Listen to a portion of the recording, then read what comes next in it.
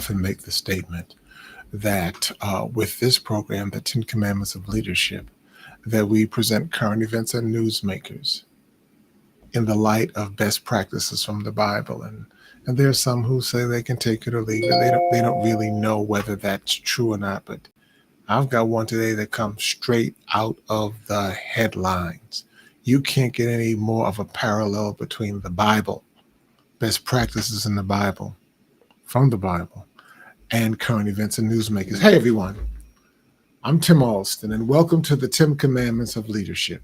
This is where we do two primary objectives. Number one, we educate, we equip, and we empower emerging leaders with God-thought leadership. Once again, a leader is not determined by one's title or one's position. Leadership is determined by two critical elements. Number one is influence, and number two is relationships. Those are the two determining factors that determine leadership. So therefore, you are an emerging leader. You have influence, whether it's in your home, in your informal group, in your workplace, your worship place, or wherever you are. You have influence and you have relationships out of that. The second objective that we have is that we seek to present current events and newsmakers in the light of biblical best practices, best practices from the Bible, purely and simply. Today's episode is a prime example of that. I've entitled this Recapping David versus Goliath. Recapping David versus Goliath. Let me ask you a question. What do a shepherd boy, a teenage shepherd boy, and a 33-year-old social democrat from Queens, New York have in common? What they have in common is real simple. They've both defeated giants.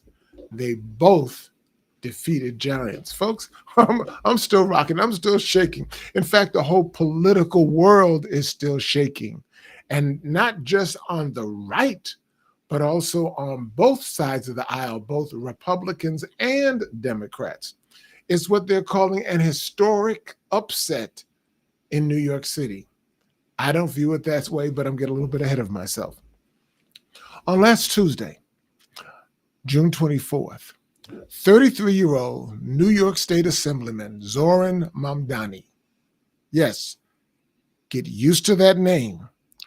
Zoran, like Lauren, Mamdani, mom like your mom, and Donnie like someone whose nickname is for Donald. Zoran Mamdani. Get used to saying it.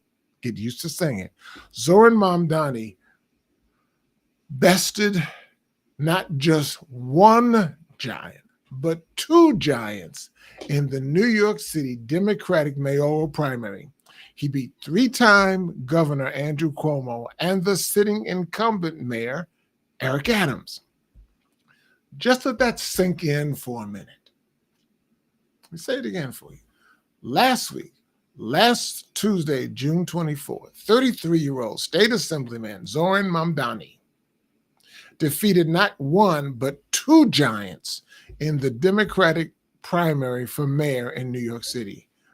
Three-time Governor Andrew Cuomo and the sitting incumbent mayor, Eric Adams. Let me just put this in a larger context for you.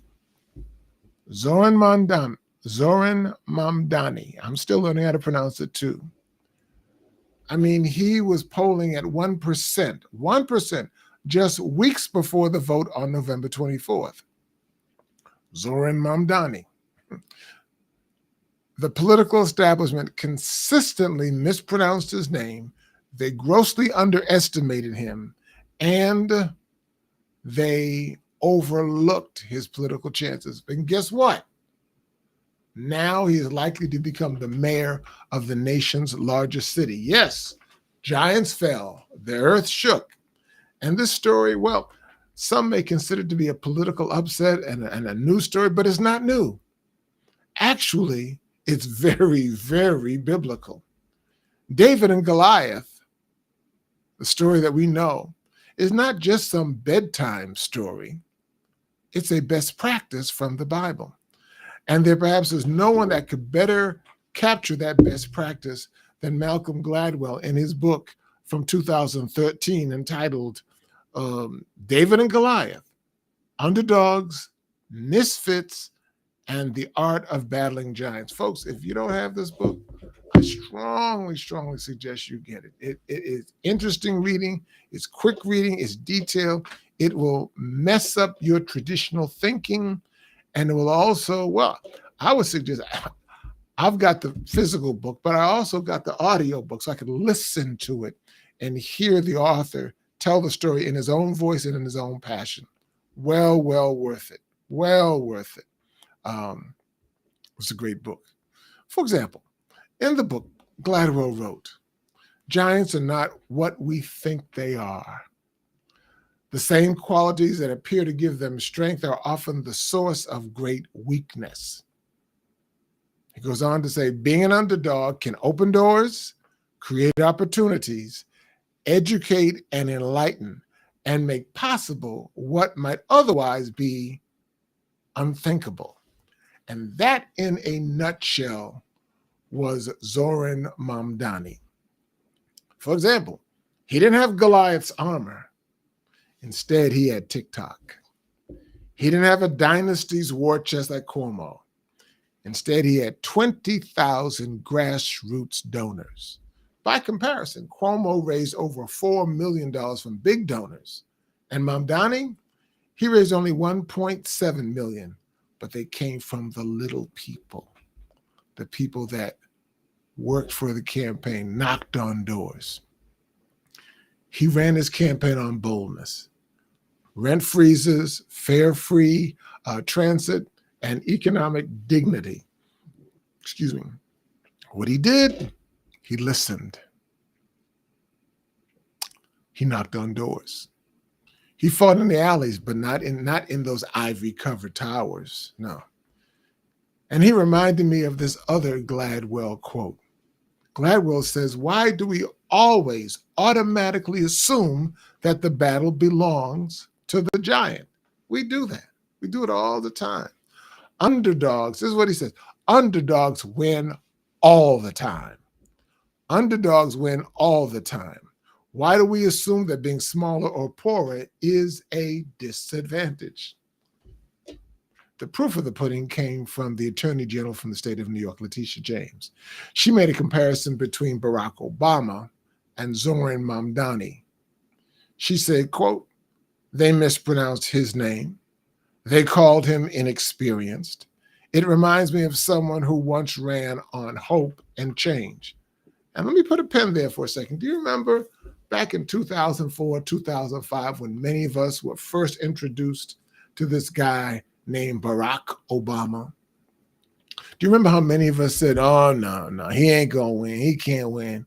How you going to win with a name like Barack Obama? And then what happened is that we ended up electing the first president of the United States whose last name ended in a vowel. The first president of the United States whose last name ended with a vowel. Think about it. Meanwhile, Cuomo, that once feared political icon backed by the elite Democrats and big-name donors, was undone, but not by scandal this time, but by disconnect. You see, this was an issue for egoholism that showed up in two different ways. The inflated egos assume that they can't win, they can't lose. Inflated egos assume that they can't lose, and the deflated egos believe that they could not win. And Mamdani rejected both of them by using the TOP model that I talk about. T, he targeted the problem. The establishment had turned a deaf ear on the people. O, he owned his problem. He lacked money. He had less money. He had less media attention. He had less clout. But P, he proceeded with action, grassroots action, actions of humility and truth-telling. That's what wonderful. That's the TOP model in motion. And here's the kicker. for people who enjoy politics like me. It's just like the kids who manipulate their distracted parents. The people stepped in while the Goliaths argued, and they made their voice heard. If you're a leader today, pay attention to what just happened. If you're an emerging leader today, number one, don't assume that your armor or that armor, period, wins battles.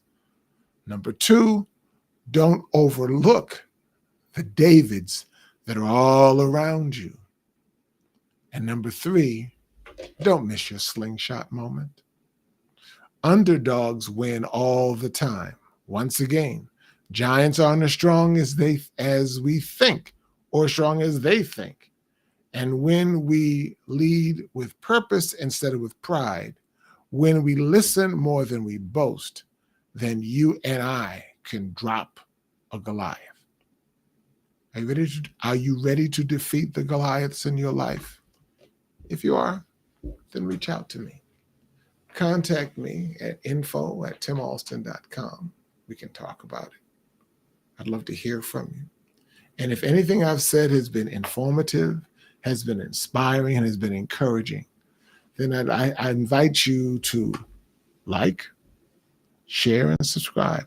Share it with a friend who may also be a David up against a Goliath, and let them know and understand that Goliaths aren't what they appear to be. And it really takes Malcolm Gladwell's book to really break it down. He talks about the advantage of the disadvantage. And then he flips it and then talks about the disadvantage of the advantage. I'm telling you, the book is well worth reading, listening to, and discussing with your friends. Underdogs always win. We are fascinated by the stories of David and Goliath, but David's always win. And Zoran Mamdani is a prime example of that. Thanks for tuning in. I'll see you tomorrow. Enjoy your 4th, and I will be with you on the 4th. Just be careful if you go out and get a 5th. Take care. Bye-bye.